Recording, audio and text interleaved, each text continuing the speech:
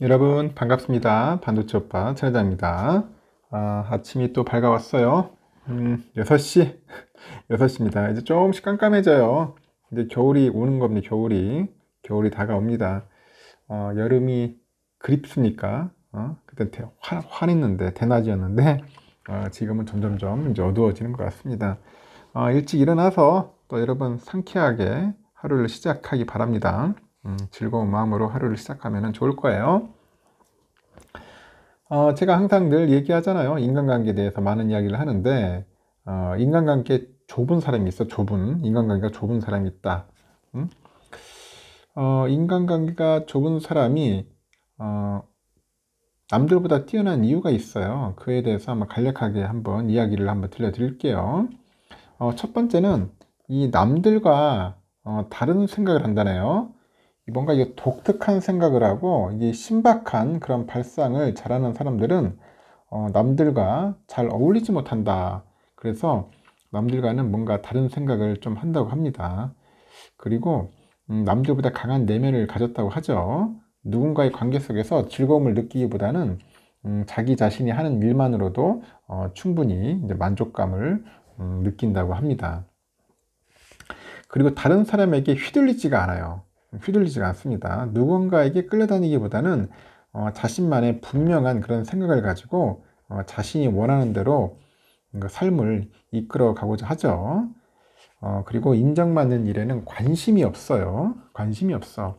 그 나에 대한 다른 사람의 인정이나 평가에 매달리지 않습니다.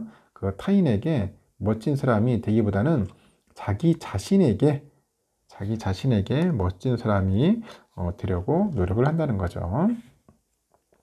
그리고 눈치 보느라 시간 낭비하지 않습니다. 하기 싫어도 해야만 하는 일은 하겠지만은 타인의 눈치를 보느라 하지 않아도 될 일을 하는 것에 시간을 낭비하지 않더라는 겁니다.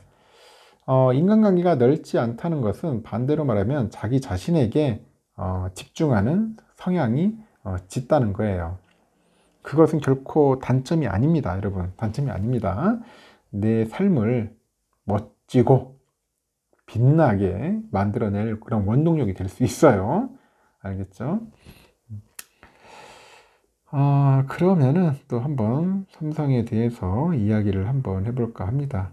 삼성전자 관련된 다양한 소식들을 한번 얘기할게요. 여러분 편하게 들어주세요. 내년 9월에 프랑스 리옹이라고 하죠. 이 리옹에서 개최되는 그 제47회 국제기능올림픽이 있어요. 국제기능올림픽에 그 대한민국을 대표해서 출전할 기술국가대표 49명의 그 명단이 확정됐답니다. 49명. 리옹의 국제기능올림픽에서는 아직 선발이 확정되지 않은 직종 선수들 8명을 이제 포함해 가지고 총 57명이 태극마크를 가슴에 달고 실력을 겨룬다고 합니다. 현재까지 확정된 국가대표 가운데 21명이죠. 21명은 삼성전자나 뭐 전기, 중공업 등 삼성 관계사 소속인데 이들 국가대표는 1년 앞으로 다가온 국제기능올림픽을 향해 가지고 열띤 훈련에 이제 들어가는 거예요. 한국산업인력공단은 프랑스 리옹에서 개최될 국제기능올림픽에 선발된 국가대표 명단을 공개를 했더라고요. 뭐 산업기계나 통신망, 분배기술, 통합제조, 메카트로닉스, 기계설계 등 아주 다양한 분야에서 기술을 쌓아온 청년의 기술 인재들이다. 그렇게 보시면 돼요. 이 가운데 삼성전자 소속 선수가 모두 13명이 되네요. 삼성중공업 7명, 삼성전기 1명 등 모두 21명이 삼성 관계사 소속이고 HD현대중공업 소속 선수는 3명, 고려대, 오산대, 인하공업전문대 등 대학의 그 전문대 그런 소속이 5명이라고 합니다. 이 밖에 하나시스템, 뭐 한국수자원공사, 그 롯데호텔이죠. 이런 소속 선수들도 선발됐네요. 그리고 남양주고 3학년 박현민 선수라고 있네요. 고등학생 신분인데 태극마크를 하게 됐다. 대단한 것 같습니다. 국가대표 선발 기준은 운동 경기와 비슷하네요. 참가 선수의 연령은 만 17세 이상 22살 미만인데 다만 통신망 그 분배 기술이나 항공정비, 수처리 기술 등 만 25세까지 참가가 가능한 그런 직종도 있어요. 최근에 2개년 전국대회 1, 2위 입상자를 대상으로 해가지고 두 차례 선발 평가전을 실시하는 방식으로 최종 선발이 되는 것 같습니다. 금메달 수상자한테는 동탑 산업훈장, 좋네요. 동탑 산업훈장하고 상금의 6,720만 원이 수여되는 등 입상자 특전도 여느 국제 스포츠대회 못지않네요. 그리고 은메달 수상자한테는 철탑 산업훈장이고 상금 5,600만 원, 동메달 수상자에게는 석탑 산업훈장과 3,920만 원이 주어진답니다. 그리고 메달 수상자들에게는 병역 대체 복무 혜택과 함께 대학 진학 시 장학금도 지급이 된다고 하는 것 같아요. 국제기능올림픽은 2차 세계대전 이후인 1950년 스페인이죠. 국제기능 경기대회가 첫 시작이었는데 현재 국제기능올림픽대회 조직위원회는 86개국이 회원으로 가입되어 있고 2년마다 대회가 열려요. 한국은 그 1977년 네덜란드 대회에서 첫 우승을 차지한 이래로 모두 19차례 종합 우승을 달성을 했다고 합니다. 종합 우승 기록은 한국에 이어서 일본이 6회, 중국, 스위스 3회, 대만, 스페인, 독일, 브라질이 1회 등으로 순서대로 이렇게 맞네요. 근데 한국이 종합 우승을 차지한 것은 지난 2015년 대회가 마지막이라고 합니다. 2017년, 19년, 22년 대회에서 모두 중국이 우승을 했다고 합니다.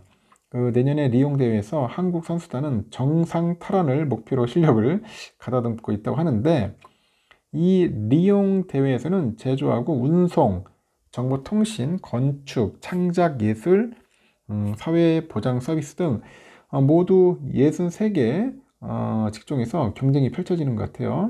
이 가운데 한국은 모두 51개 직종의 대표 선수를 파견한다는 계획입니다. 삼성은 지난 2007년 일본 시즈오카 대회부터 국제기능올림픽의 최상위 파트너로 후원을 이제 진행해 왔어요. 그동안 열렸던 대회에서 삼성의 소속 선수들이 이제 보여준 성과도 눈부시는데 2007년 이후 삼성전자랑 전기하고 중공업 등 삼성의 임직원 자격으로 국제기능올림픽에 출전한 선수들이 획득한 메달이 금은 34개, 은은 19개, 동은 12개에 달한다고 합니다. 이는 한국 국가대표들이 같은 기간 따낸 전체 메달의 3분의 1을 넘는 수준이라고 합니다. 많은 우리 선수들이 가가지고 금메달 싹쓸이 했으면 좋겠네요.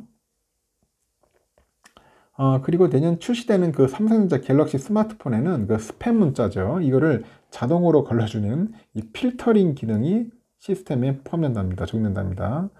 좋네요. 스팸 작용. 스팸이 너무 많아. 먹는 스팸은 괜찮은데 문자 스팸은 좀 아주 고도의 그런 낚시성 그런 메시지도 많이 오지 않습니까? 조심해야 돼요. 요즘. 국회 과학기술정보방송통신위원회 박성중 국민의힘 의원이네요. 야, 참 길다 이름도. 열린 과학기술정보통신부 산하기관 대상 국정감사에서 이 스팸 문자에 담긴 그 URL을 실수로 접속만 해도 휴대전화에 악성 코드가 설치돼 가지고 개인정보가 털립니다. 탈취되는 거야.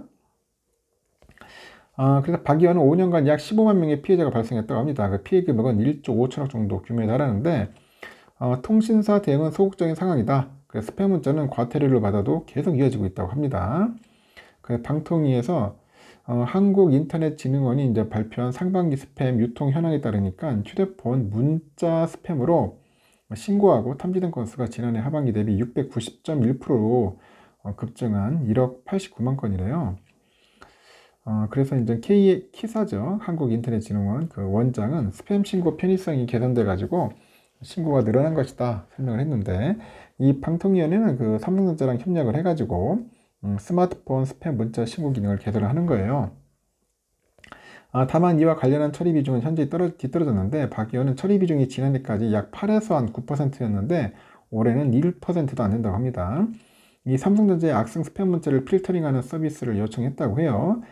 그래서 이번 주에는 삼성전자하고 필터링 관련 업무 협약을 체결한다고 합니다. 내년에 출시되는 갤럭시 스마트폰에는 필터링 시스템이 적용되는 거죠. 오탐지 없이 쉽게 차단할 수 있다고 이야기를 합니다. 제발 좀 빨리 좀 해야 돼요. 나 죽겠어요. 막 쓸데없는 막 문자 날라오는데 이게 완전 낚시성이야. 이게 칼문대로 잘못 걸리면 이거 이제 피싱 당한다는 거죠. 여러분들도 조심해야 합니다. 그 잘 모르는 문자가 왔거나 이상의 URL 같은 거, 링크 같은 게 걸려 들어오면 절대 그거 클릭하지 마십시오. 그냥 아예 그냥 삭제해봐, 삭제. 삭제해야지. 괜히 눌렀다가 이상한 그 바이러스나 그런 것도 이제 심어져 가지고 여러분의 정보가 탈탈탈 털립니다. 그래서 모르는 그런 문자 메시지 그 링크는 아예 누르지 마십시오. 아예 누르지 마십시오. 그리고 올해 상반기에 그 무선 이어폰 그 시장이 보급형 이어폰이 이제 성장을 주던 것 같아요. 이에 삼성전자도 가성비를 앞세우더라고요. 그래서 무선 이어폰 갤럭시 버즈 FE 시리즈 이거 FE를 이제 선보이는 것 같습니다. 참고로 제 것도 FE인데 FE가 아니야 참. 제 것도 갤럭시 버즈인데 사용하는데 좋더라고요. 시장조사기관 카운트포인트 리서치에 보니까 올해 상반기 무선 이어폰 출하량은 작년 동기 대비 2% 감소하는 데 그쳤어요. 스마트폰, PC 시장이 큰 폭으로 침체된 것에 비하면 상당히 이제 선방한 셈인데 올해 상반기 무선 이어폰 시장 활성화를 이제 주도한 것은 $50 미만의 보급형 제품이었어요. 이 $50 미만의 제품은 지난해 같은 기간보다 출하량이 한 15% 정도 증가를 했고요. 반면에 $50 이상인 제품 영역군은 일제히 전년 동기 대비 출하량이 이제 감소해가지고 특히 100에서 $150 제품은 31% 감소를 급감을 했다고 합니다. 지역별로 보니까 무선 이어폰 시장이 성숙기에 접어든 북미, 유럽에서는 수요가 줄어든 반면에 인도, 중동, 그리고 아프리카, 남미 등 신흥 시장에서는 큰 성장세를 보였네요. 특히 인도에서 올해 2, 4분기 출하량이 전년 동기 대비 34% 급증을 했어요. 전 세계 시장 점유율 15%를 차지했고 인도와 함께 전 세계에서 가장 큰 시장 중 하나가 중국도 회복세를 보입니다. 기업별로 보니까 중국의 정치빙, 인도의 보트, 볼트 오디오, 노이즈 같은 업체들이 올 상반기 보급형 모델로 지난해 같은 기간보다 2자릿수 이상의 성장률을 보여요. 반면에 삼성과 애플, 소니 등 글로벌 기업들은 시장 점유율이 떨어졌는데 이 기간에 새 제품이 나오지 않는 점하고 이 보급형 제품들 대비했을 때 새로운 기능을 별로 선보이지 못한 점이 영향을 끼친 것 같습니다. 삼성은 갤럭시 버즈 2가 출시한 지 2년이 넘은 제품인 만큼 공격적인 가격 책정과 프로모션을 펼치면서 50에서 $100 가격대를 형성해서 프리미엄 판매 비중이 줄었습니다. 이에 따라서 삼성도 시장 점유율 확보 차원에서 갤럭시 버즈 FE를 내놓은 것으로 풀이되는데 갤럭시 버즈 FE는 액티브 노이즈 캔슬링이죠. 그리고 3개의 마이크를 활용한 빔포밍 기술이 있어요. 그리고 AI 기반의 소음 제거 기술, 윙팁 등을 탑재를 했네요. 기능이 많이 들어가 있네요. 보니까 그 분실이 잦은 무선 이어폰의 특성을 감안해서 제품의 위치를 쉽게 찾을 수 있는 스마트 싱스 파인드 기능도 있습니다. 국내 출고가가 11만 9천 원인데 벌써 삼성닷컴에서 10만 5천 원에 판매하는 것을 감안하니까 향후의 가격은 더 저렴해지지 않겠나 하는 이야기들이 있습니다. 좀 더 떨어지면은 하나씩 구입해 가지고 쓰시면 상당히 좋을 것 같습니다. 또 좋은 소식들이 더 들려오기 시작합니다. 글로벌 메모리 반도체 D램 가격 상승에 대해서 기대감이 높아지고 있습니다. 현재 D램 시장을 주도하는 삼성하고 하이닉스가 이 감산에 나서다 보니까 수급 불균형이 개선이 됐어요. 재고량도 통제할 수 있는 수준으로 이제 안정화되고 있다. 그런 분석이 있습니다. 지속적인 하락세를 기록하던 D램 가격이 상승세에 접어들면서 국내 반도체 업체들의 적자 탈출 시기도 앞당겨질 것으로 전망이 되는데 업계는 올해 4분기를 시작으로 해서 내년부터 완연한 상승 국면에 들어설 것으로 기대를 합니다. 시장조사 업체 트렌드포스가 보니까 D램 ASP 평균 판매 단가가 오는 4분기 3에서 8% 정도 오를 것으로 예상을 하는데 트렌드포스에 보니까 지난 3분기 최대 5%가량 하락했던 D램가가 서버 수요를 중심으로 해가지고 PC하고 모바일, 그래픽, 컨슈머, 그쪽 부문에서 모두 반전될 것으로 보네요. PC하고 서버하고 그래픽하고 소비자용은 각각 3에서 8%, 모바일 D램은 3에서 한 10% 가격 상승이 전망이 됩니다. D램 가격은 지난해부터 하락세를 이제 보이다가 이제 삼성전자나 하이닉스가 감산에 돌입하면서 차츰 오름세로 돌아서요.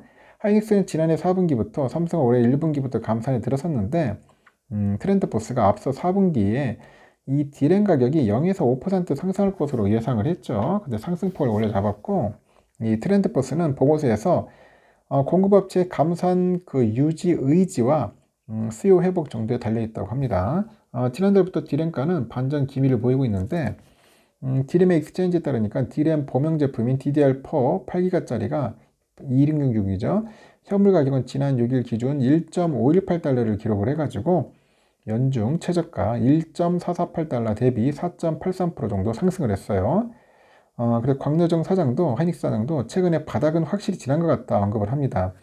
그리고 마이크론 CEO도 이제는 가격이 바닥을 쳤다 그런 이야기를 하죠. D램 거래 가격이 상승세를 보이면서 이제 D램을 이제 주력으로 하는 반도체 업체들이 내년 적자 탈출 이제 기대감도 커지고 있어요. D램의 가격 상승으로 내년부터는 적자를 털어낼 수 있을 거로 보는데 이 업계에 따르니까 삼성의 그 반도체 사업 부분 올해 누적 적자가 15조 원에 달할 거랍니다. 하이닉스도 올해 최대 9조에서 한 10조 원 정도 안팎의 적자를 기록할 것으로 보고 있고 시장 일각에서는 하이닉스가 먼저 적자를 벗어날 가능성이 있다고 하죠. 상대적으로 D램의 매출 비중이 높고요. 감산에도 먼저 돌입했기 때문에 또 고부가 가치 제품인 HBM하고 DDR5 등을 선도하고 있어요. 하이닉스는 5세대죠. HBM3 제품을 미국 엔비디아 독점 공급할 계획이라고 합니다. 시장은 그 HBM하고 DDR5 등 고부가 가치 그 메모리 반도체 그 수요의 확대에 주목을 하는 것 같아요. 결론은 뭐 좀 마진 좋은 게 좋은 거예요. 마진이 좋아야죠. 그래서 HBM하고 DDR5가 이제 기존의 제품보다 한 3배에서 4배가량 좀 비싸다고 하죠. 비싼데 이 성능이 뛰어나 그 AI 서버에는 필수적이라고 합니다. 비싼데도 좀 성능이 좋으니까. 그래서 반도체 업계 관계자도 그 HBM 등은 공급 부족으로 제품 구하기 어려울 정도라고 하는 것 같아요. 다만 세계 곳곳에서 전쟁이 벌어지고 있잖아요. 지금 또 글로벌 경기 침체 우려까지 여전히 남아 있다 보니 반도체 시장 회복에는 악영향을 줄 수 있다는 그런 견해도 있고 이 반도체 공급망이 또 차질이 불가피하죠. 그래서 ICT와 같은 전방 산업 수요 확대에 발목을 잡을 수 있기 때문이라고 합니다. 대기업 반도체 기업 관계자도 아직까지는 시장이 회복됐다고 보기는 어려운 상황이다. 그런 이야기들을 하는 것 같습니다. 삼성에 대한 이야기는 여기까지 할게요, 여러분. 어떤 좋은 하루 보내시고요. 오늘도 용기를 잃지 마시고 각자 맡은 바 최선을 다하고 너무 투자에 올인하지 않으셨으면 좋겠습니다. 좋은 하루 보내십시오.